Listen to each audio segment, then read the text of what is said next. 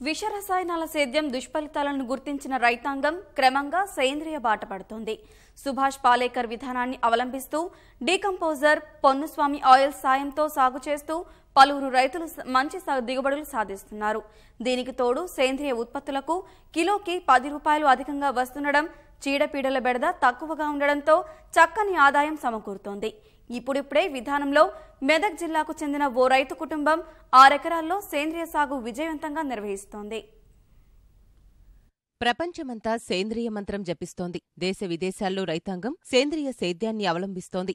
ఈ క్రమంలోనే రాష్ట్రంలోనూ పలు జిల్లాల్లో సేంద్రియ సాగు విస్తరిస్తోంది. ప్రధానంగా మెదక్ జిల్లాలో పలువురు రైతులు సేంద్రియ సాగు చేపట్టారు. మెదక్ పట్టణ పరిధి నవాబ్పేటకు చెందిన తుమ్మ లక్ష్మీనారాయణ అనే రైతు మహబూబ్నగర్ కాలువ కింద ఉన్న 6 ఎకరాల్లో సేంద్రియ సేద్యం చేస్తున్నారు. ఇదివరకు వరి పండించిన లక్ష్మీనారాయణ వ్యవసాయ అధికారుల సూచన మేరకు పంట మార్పిడి విధానం అవలంబించారు. పాలేకర్ సాగు విధానానికి తోడు డీకంపోజర్ వినియోగిస్తూ చక్కని దిగుబడులు సాధిస్తున్నారు.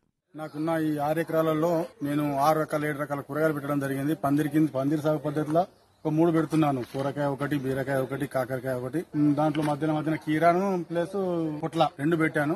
మొత్తం 5 రకాలు పెట్టాను. మిగతా 1 ఎకరం వంకాయ, 1 ఎకరం బెండకాయ, ఒక 1/2 ఎకరు టమాటా, ఒక 1/2 ఎకరు గోధుమ, ఇవన్నీ వేసుకుంటూ ఆర్గానిక్ సేంద్రియ పద్ధతిలో చేద్దామనే ఉద్దేశంతో సేంద్రియం ద్వారా చేసి మంచి ఆరోగ్యకరమైన పంటలు పండించి క్రిమి సంహారక మందులు లేకుండా, ఫర్టిలైజర్ వేయకుండా ఓన్లీ పేడ ఎరువుతోటి, ఈ పొన్నుస్వామి మందులతోటి, వేస్ట్ డీకంపోజర్ తోటి పండియడం జరుగుతుంది. 3 years అవుతుంది. కొంచెం ఇల్లింగ్ తగ్గినా కానీ పర్వాలేదు, బాగానే ఉంటుంది.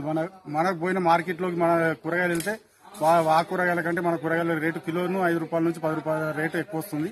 1 ఎకరం బెండకాయ, ఒక 5 గుంటలు క్యాబేజీ, 1/2 ఎకరు టమాటా, ఒక 1/4 ఎకరంతా కొత్తిమీర, పాలకూర కూడా వేశాను. అన్ని ఆర్గానిక్ ద్వారానే చేస్తున్నాం.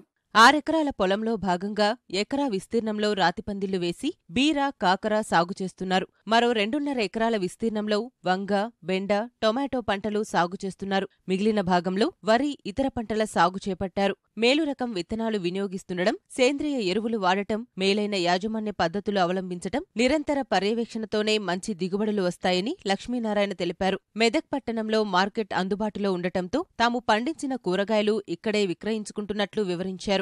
మల్చింగ్ తోటి మన ఉద్దేశం ఏంటంటే దీని ద్వారా మనకు కలుపు రాదు, ఒకటి మళ్ళీ చీడపీడల నష్టం ఏమి ఉండదు. దానివల్ల మనకు మల్చింగ్ తోటి బాగా ఇబ్బంది లేకుండా మంచి క్రాప్ వస్తుంది. దీంట్లో అసలు దోమ లేకుండా మంచి అసలు ఏమీ లేకుండా బాగుంటది మల్చింగ్ ద్వారా. ఆ మల్చింగ్ తోటి మన ఇంతకుముందు ఏంటంటే మా లేబర్ కాస్ట్ ఎక్కువైతుండే మనకు. అటువంటిప్పుడు ఏం చేయలేకపోయినాం. అప్పుడు కలుపు తీయాలంటే మా లేబర్ కాస్ట్ పెరిగి లేబర్ తోటి మనకు ఇబ్బంది వచ్చుట్లా మల్చింగ్ తోటి మన ఇప్పుడు హార్టికల్చర్ మల్చింగ్ చేస్తే మనకు 50% సబ్సిడీ ఇస్తామన్నారు వాళ్ళు కూడా. దాంతో భరిస్తే మనకి ఇప్పుడు కలుపు లేదు, మళ్ళీ చీడపీడలు ఏం లేవు, దీంతో దోమ కూడా లేదు. అటువంటి తోటి బాగా ఇబ్బంది లేకుండా మంచిగా ఉంటుంది అన్నది. దీనివల్ల దీన్ని మల్చింగ్ వాడటం జరుగుతుంది. ఎకరాకు 8,000 రూపాయలు ఖర్చు అవుతుంది. 8,000 రూపాయలు సబ్సిడీ ఇస్తే మనకు 15,000 ఖర్చు అవుతుంది. మనం 30 మైక్రాన్స్ వాడాలి. 30 మైక్రాన్స్ వాడితే 2 క్రాప్స్ పనిచేస్తుంది. బిందు సేద్యం, తుంపర్ల సేద్యం, మల్చింగ్ షీట్ వినియోగిస్తూ అద్భుత ఫలితాలు సాధిస్తున్నట్లు వారి కుటుంబ సభ్యులు తెలిపారు. ఎరువులను సైతం బిందు సేద్యం పద్ధతిలో మొక్కలకు అందిస్తున్నామన్నారు. దీనికి తోడు క్షేత్రంలోనే వర్మీ కంపోస్ట్ తయారు చేస్తూ మొక్కలకు అందిస్తున్నారు. సేంద్రియ సాగు విధానంలో సమగ్ర సస్యరక్షణ చర్యలు చేపడుతూ పంటలను సంరక్షిస్తున్నారు. వంకాయ దాంట్లో ఫ్రూట్ బోరర్ అనే పురుగు ఎక్కువ అటాక్ చేస్తుంది. దానివల్ల మనకు మార్కెట్ వాల్యూ మొత్తం పడిపోతుంది అన్నమాట. దానికి మనం లింగాకర్షక బుట్టలు అరేంజ్ చేసి అక్కడ ఫీమేల్ ల్యూర్ అనేది మనం అరేంజ్ చేసినామంటే దానివల్ల మగ పురుగు ఆడ వాసనకి అట్రాక్ట్ అయ్యి లింగాకర్షక బుట్టలు పడిపోయిన తర్వాత పడిపోతుంది అనమాట. అందువల్ల మనకి పురుగు ఉధృతి మొత్తం తగ్గిపోయి మన పంటని కొంచెం రక్షించుకోవడం వల్ల జరుగుతుంది అనమాట. ₹50 ఒకటి దొరుకుతుంది. సో మనం 1 ఎకర్కి ఒక 15 వరకు అరేంజ్ చేసుకుంటే మనకి పాపులేషన్ 750 వరకు ఖర్చు అవుతుంది. ఇక నియర్ టు 1,000 రూపీస్ వరకు ఖర్చు అవుతుంది. మెయిన్ గా రసాయనిక ఎరువులు వాడడం వల్ల వచ్చే నష్టాలు కాకుండా మనం ఇట్లా ఆర్గానిక్ వేలా లేకపోతే ఇంకా ఫిరమోన్ ట్రాప్స్, ఇంకా వేరే ఫ్లై ట్రాప్స్ అట్లాంటివి అరేంజ్ చేసి blue sticky traps, yellow sticky traps లాంటివి పెట్టుకుంటే మనకి చాలా ఉపయోగపడుతుందని.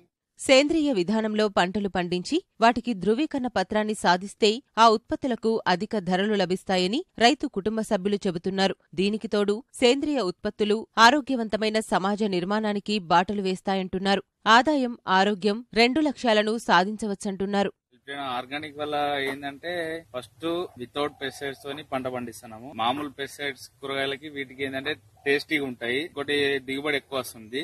మేము అందరము సాయంత్రం పూట వచ్చి కొద్దిసేపు వర్క్ చేసి మళ్ళీ కొంచెం రిలీఫ్ ఉన్నట్టు మళ్ళీ సాయంత్రం మళ్ళీ మా క్లినిక్ వెళ్ళిపోతుంది. ఈ ఆర్గానిక్ వాడడం వల్ల ఏంటంటే కొంచెం వాటి నుంచి దూరంగా, వ్యాధుల నుంచి దూరంగా ఉండవచ్చు. అందరూ మాక్సిమం ఇది వాడితే ఏంటంటే మంచిగా ఆరోగ్యం ఉంటుంది, హెల్తీ ఆరోగ్యం ఉంటుంది. సేంద్రియ సాగు ఆరంభంలో 1-2 పాటు పంట దిగుబడులు తగ్గినా తర్వాత నెమ్మదిగా దిగుబడులు పెరుగుతాయని సేద్య నిపుణులు సూచిస్తున్నారు. దానికి తగిన ధర లభిస్తుండడం, పెట్టుబడి సైతం తక్కువగా ఉండటంతో ఇది రైతులకు అనువైన సాగు విధానంగా సూచిస్తున్నారు.